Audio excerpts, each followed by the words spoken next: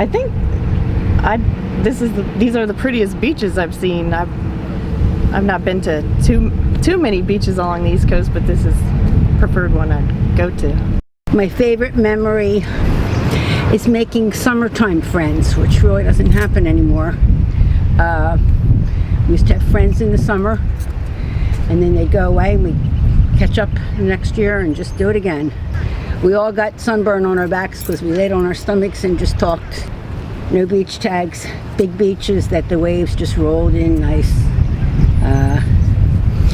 I come to Cape May Point now because it's quieter than Cape May. Cape May Point Beach specifically is the prettiest beach. It's nice and calm. Just walking into town, coming out to see the sunset on the beach, playing games, not watching that much TV, literally eating seafood, all the wonderful things that you do when you come here and you unplug. Sunrises and sunsets, all of it. The birds, can't forget the birds. And then the lovely mosquitoes, can't forget those. Yeah, that's it. It's Cape May for me.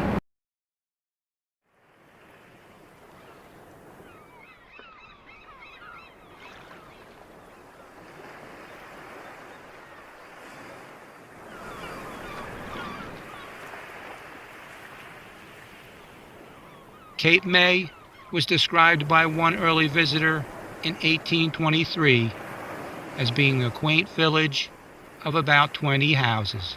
It would gradually begin to emerge as the most popular resort on the Jersey Shore,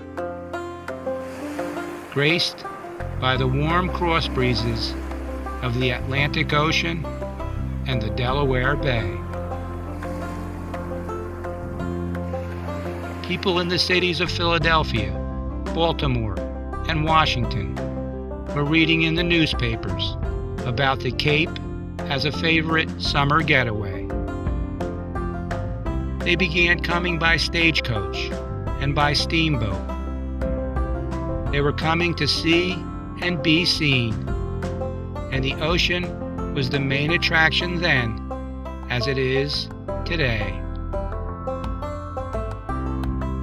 With about 50 buildings lining the shore by 1844, the summer resort was described as being thronged with visitors. An estimated 3,000 were coming annually. Cape May can truly be considered America's first seaside resort.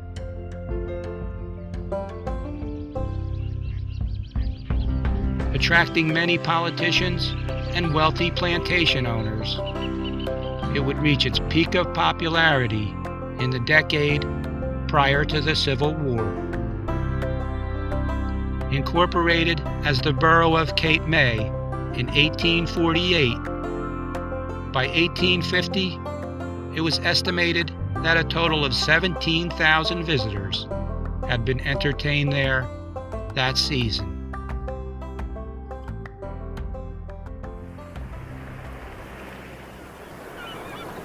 Guests soon had their choice of many fine, first-class hotels.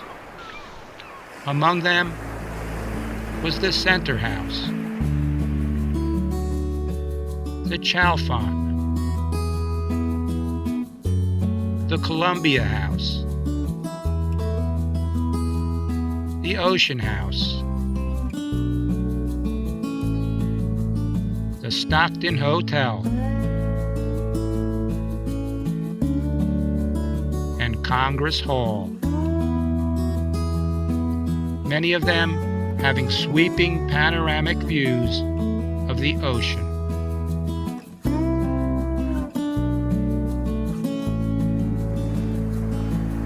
A number of gambling clubs have become popular, the most noted being the Blue Pig at the ocean end of Congress Hall's 6-acre lawn. Here is where one dashing young New York widow was said to have won $50,000 in one evening. By 1853, Cape May was boasting the magnificent Mount Vernon Hotel. designed to be 4 stories high, with a bath in each of its 480 rooms, an extremely luxurious feature for that time. One guest had reported that 750 patrons were served in its dining room in one evening. The great dining hall in the East Wing made a magnificent ballroom when lit up.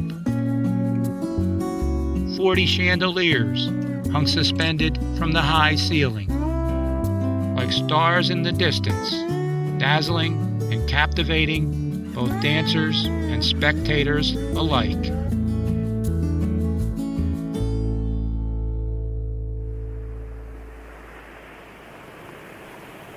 Then, shortly before 11 a.m., on the morning of September 5th, 1856, the front of the Mount Vernon was discovered to be on fire. Soon, the entire hotel was engulfed in flames. Cape May had nothing resembling a fire company. An hour and a half later, the great hotel was a heap of smoldering ash. The proprietor, his 4 children, and the housekeeper had all perished in the flames. Dances and grand balls were the events of the day, held in large dining halls and ballrooms. Wide, sprawling hotel porches and verandas provided the perfect setting for social gatherings, furnished with comfortable rocking chairs, along with tables for cards and drinks. While at the beach, ladies would protect their pale complexions with small parasols of silk and lace. For in those days, a suntan was considered revolting, associated with the working class, while fair skin was a sign of refinement. Every hotel provided stables for its guests, who brought with them their own horse and buggies. Visitors took drives along the wide open beach in their elegantly dressed carriages, hoping for the opportunity to gaze and talk about famous visitors. In June 1855, President Franklin Pierce and the First Lady visited Cape May and stayed at the newly refurbished Congress Hall.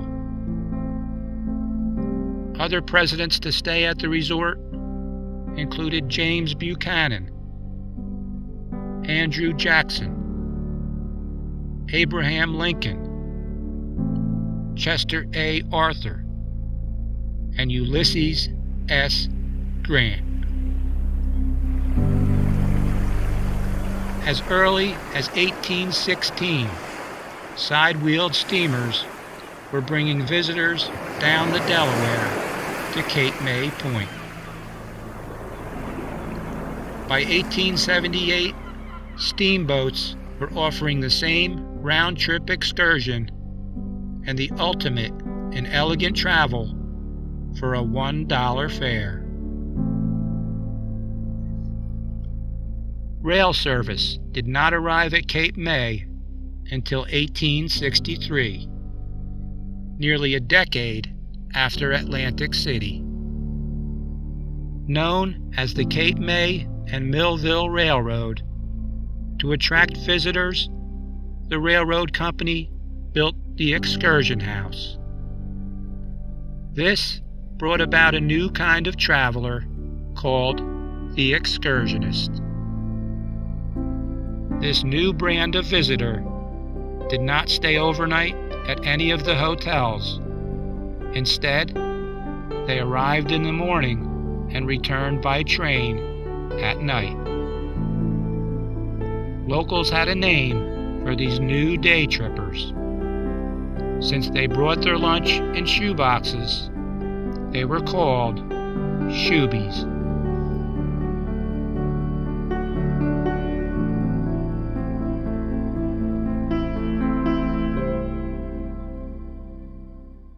In 1875, the small community of Seagrove was founded on Cape May Point. Initially intended as a moral and religious retreat before becoming commercially developed. Of the 4 hotels built there, only the Shoreham remains, becoming St. Mary's by the Sea in 1909. It still stands today, a quiet reminder of the area's calm, religious tone.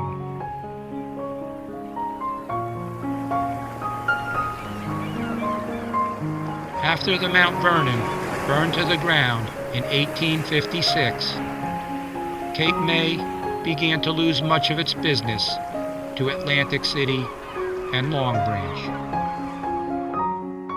At the close of summer 1860, Southerners returned to their plantations, and both visitors and Cape May residents knew an era had vanished. The outbreak of the Civil War would put an abrupt end to the peaceful summers spent on the veranda. On August 31st, 1869, Cape May was again ravaged by fire, which destroyed nearly everything in a 2-block area extending back from the beachfront. The American House, the Atlantic House, the United States Hotel, and others all went up in flames.